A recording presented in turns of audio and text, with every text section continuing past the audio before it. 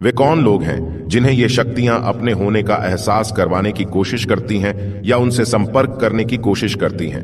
विशेषज्ञों का कहना है कि ब्रह्मांड की शक्तियां आपसे संपर्क करना चाहती हैं, आप माने या ना माने, लेकिन ब्रह्मांड में कुछ ऊर्जाएं ऐसी होती हैं जो आपसे संपर्क करने की कोशिश करती हैं। ये वो ऊर्जाएं या शक्तियां हैं जिनके आधार पर आप यह जान सकते हैं कि आने वाला समय आपके लिए अच्छा होगा या बुरा। ये शक्तियां आपको सावधान करने की भी कोशिश करती हैं। ब्रह्मांड की ये विशिष्ट ऊर्जाएं जिनसे समय समय पर कुछ खास संकेत मिलते हैं। अगर आपके जीवन में बाधाएं अचानक बढ़ने लगी हैं, आपको समझ ही नहीं आ रहा कि रास्ता कहां बंद हो गया है, तो समझ लीजिए ईश्वर या ब्रह्मांड की वो शक्ति आपसे संपर्क साधने की कोशिश कर रही है।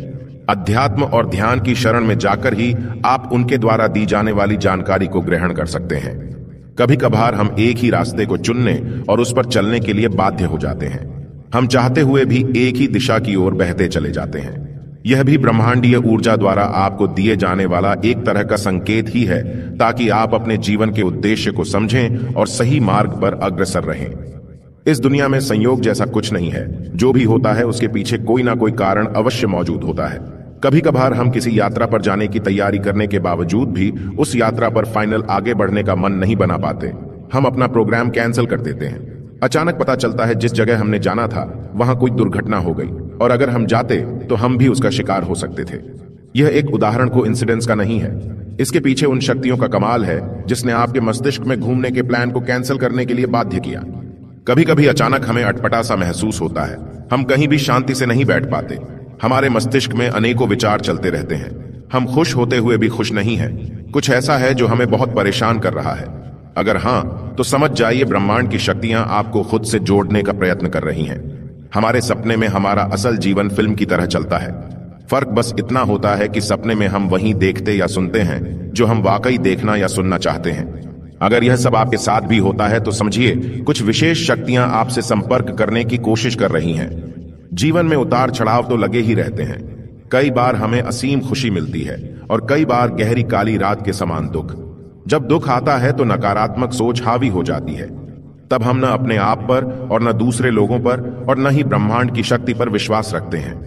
डर, चिंता, क्रोध और निराशा हमें घेर लेती है। सबसे पहले विश्वास रखें कि जब हम बिल्कुल लाचार महसूस कर रहे थे और हमें कहीं से मदद मिल गई। इन्हें ध्यान में रखकर यह विश्वास बनाना चाहिए कि ईश्वर हमेशा हमारे साथ है और वह सहायता अवश्य करेगा। अगर यह विश्वास पक्का हो जाए तो मदद जरूर मिलेगी। तीसरा, सदा ईश्वर को याद रखकर खुद का आत्मसमर्पण कर देना चाहिए।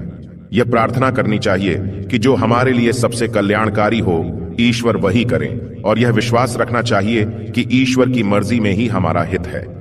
ब्रह्मांड के पास देने के लिए अनंत असीम चीजें हैं। उन अनंत चीजों में से आपके लिए क्या सही है यह ब्रह्मांड को ही तय करने दें। आप प्रकृति या ब्रह्मांड को अपना दिशा निर्देश करने दें। जो काम आपके पास है उसे ईमानदारी से करते रहे। सही समय आने पर आपको भी यह महान ब्रह्मांड पुरस्कृत करेगा। इसे समझने के लिए हमें लॉज ऑफ यूनिवर्स को समझना होगा। एक बार जब आप इन नियमों के हर एक पहलू को अच्छी तरह से समझ जाएंगे और अपने दिमाग में बिना किसी त्रुटि के डिकोड कर लेंगे तो अवश्य आप भी सफलता की सीढ़ी हासिल कर लेंगे। ध्यान रहे, इस पूरी प्रक्रिया में बदले की भावना का तिरस्कार करें। ब्रह्मांड के पास आपको देने के लिए वाकई उपहार है, और वह उपहार आपको देने के लिए बिल्कुल तैयार हालत में रखा गया है। बस आपको उस उपहार तक पहुंचने के लिए अपनी ऊर्जा को सही तरीके से संचालित करना है, और जब आप तैयार होंगे तब आपका हक आपको सौंप दिया जाएगा। तो इस ऊर्जा को सही तरीके से कैसे संचालित किया जाता है? जब आप ऊर्जा को संचालित करना सीखेंगे तो आप स्वयं को माया जाल में घिरा हुआ पाएंगे। यह माया आपको आपके मूल जगह से, यानी कि आपकी ऊर्जा को निर्धारित जगह तक पहुंचने से रोकेंगी, आपको भटकाएंगी। यह माया दरअसल आपके मन के विचार हैं जो आपकी ऊर्जा को अवरोधित करती हैं। फिर भी चिंता करने की कोई जरूरत नहीं, क्योंकि 12 लॉज ऑफ यूनिवर्स आपको यह सीखने में मदद करेगी कि आप कैसे खुद को माया जाल से ऊपर उठा सकें और अपनी ऊर्जा को सही तरह से संचालित करते हुए ब्रह्मांड से जुड़कर अपने लिए मनचाहा उपहार पा सकें। आइए जानते हैं सबसे पहला नियम, दिव्य एकता का नियम। दिव्य एकता का नियम एक मनुष्य को हर उस चीज से जोड़ती है जो कि भौतिक और आध्यात्मिक है।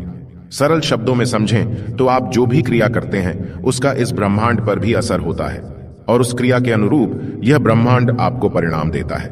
जब यह ब्रह्मांड या आप इस ब्रह्मांड से अच्छी तरह से जुड़े हुए हैं तो फिर भी आपको सफलता क्यों नहीं मिल रही? इस बात को स्पष्ट करना जरूरी है कि यह ब्रह्मांड आपके मन और शरीर के अनुरूप प्रतिक्रिया करता है। आपको स्वतः इस ब्रह्मांड से उपहार प्राप्त नहीं होंगे। इसके लिए आपको त्याग करना होगा। ब्रह्मांड को सकारात्मक त्याग सबसे ज्यादा पसंद आता है। आइए इसे समझते हैं। दिव्य एकता के नियम से आप इस ब्रह्मांड से जुड़े हुए हैं, यानी कि कोई है जो निरंतर आपके द्वारा किए जा रहे सभी कामों की निगरानी कर रहा है। अगर आप अपने दिन का बड़ा समय बेकार के कामों में लगाते हैं, अर्थात आपका ज्यादातर समय अनप्रोडक्टिव कामों में गुजर रहा है, तो संभव है कि यह बात आपके आसपास वाले न जान पाएं।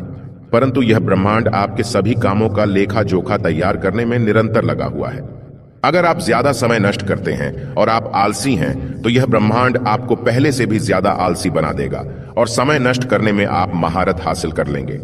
आपको समय नष्ट करने के अनेक कारण मिलेंगे और आपके मन में छुपी माया उसे अच्छी तरह से ग्रहण करके आपकी सफलता की सीढ़ी तक पहुंचने के मार्ग को बदल देगी। आप गलत रास्ते पर निकल पड़ेंगे और अलग अलग कामों में सफलता पाने की चाह में भटकते रहेंगे। सफलता हासिल करने के लिए आप वह कीजिए जिसके लिए आप बने हैं। आपकी जिस भी कार्य में रुचि है, आप इस ब्रह्मांड को सबसे ज्यादा वही कार्य करके दिखाओ। समय के साथ जब यह ब्रह्मांड इस बात को जान लेगा कि आप अपने कार्य में ज्यादा मन लगा रहे हैं, तो यह स्वतः आपके आलस को कम करना शुरू कर देगा, जिससे आपको पहले से ज्यादा अपने काम में मन लगना शुरू हो जाएगा। इस दौरान संभव है कि कर्मा के नियम के अनुसार यह ब्रह्मांड आपकी परीक्षा लेगा। आप कई तरह से परेशान हो सकते हैं, परंतु वे परेशानियां इसलिए आपके जीवन में आईं क्योंकि आपने अतीत में कुछ गलत किया था। समय नष्ट करना भी उन्हीं गलतियों का हिस्सा है। अगला कंपन का नियम। कंपन का नियम यह बतलाता है कि ऐसा कई बार होता है जब हम उत्साहित होते हैं या खुश होते हैं, तो आसपास का माहौल प्राकृतिक तरीके से खुशनुमा बन जाता है, और इसके विपरीत भी वही होता है। जब हम उदास होते हैं या टेंशन में होते हैं, तो माहौल भी उदासी का बन जाता है। टेंशन में होने के कारण चीजें क्रमहीन और जटिल होने लगती हैं और हमारा दिमाग क्रोध एवं गलतफहमी का शिकार हो जाता है।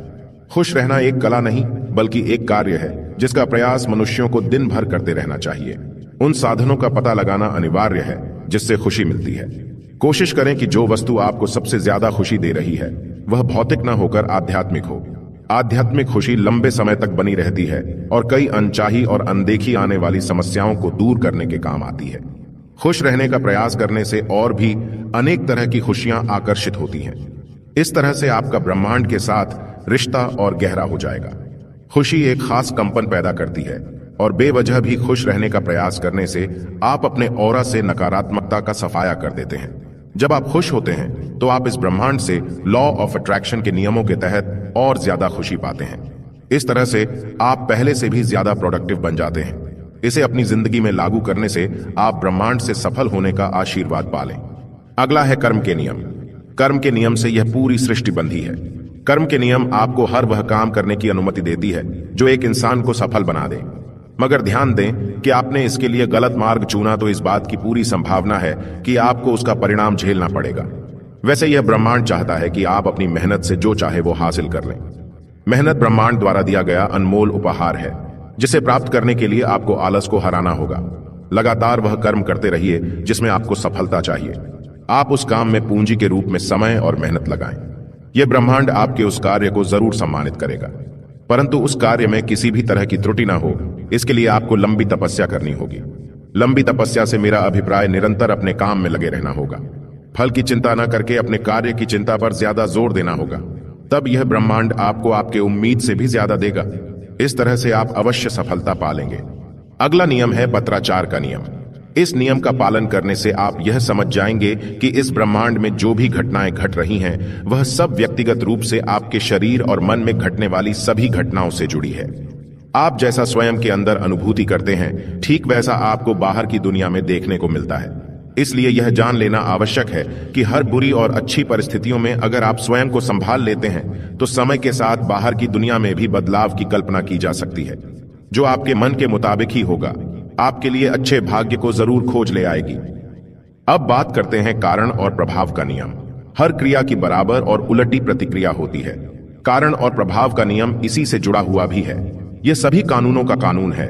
आप जैसा बोएंगे वैसा काटेंगे। इसे ही कर्मा का नियम कहा जाता है। कारण और प्रभाव का नियम सीधे रूप से कर्मा के नियम से चलता है। आपके प्रत्येक विचार, संवेदना और भावना जब भी बाहर की दुनिया पर अपना प्रभाव डालती हैं, तो उसके अनुरूप प्रतिक्रिया भी होती है।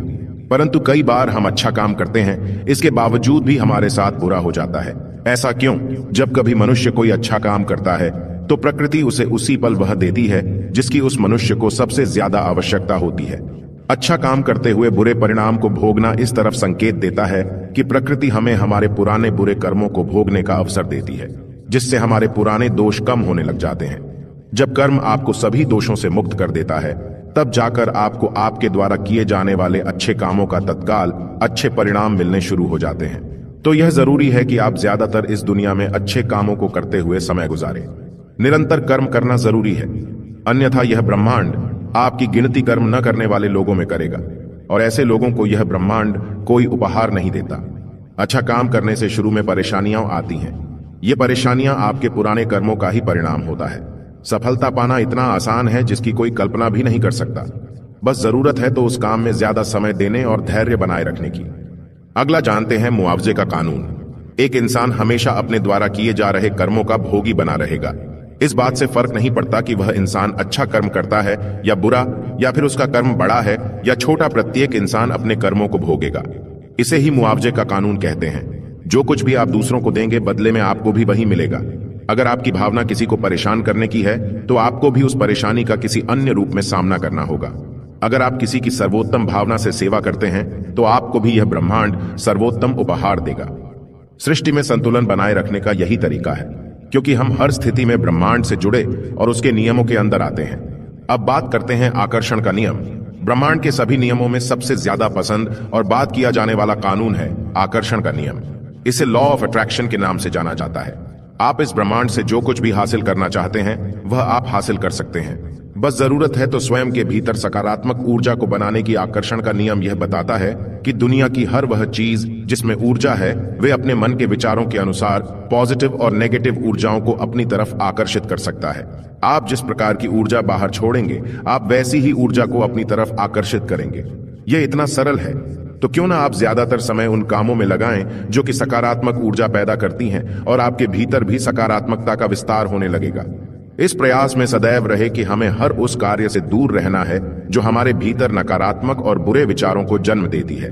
आप अपने दिमाग में उन विचारों को बिल्कुल स्पष्ट तरह से दोहराते रहें जिन्हें आप प्राप्त करना चाहते हैं। समय आने पर आकर्षण के नियम के आधार पर आप अवश्य अपने उस लक्ष्य को पा लेंगे। अब बात करते हैं ऊर्जा के संचरण का नियम। हम सभी जानते हैं कि हर जीवित प्राणी के भीतर ऊर्जा का भंडार होता है।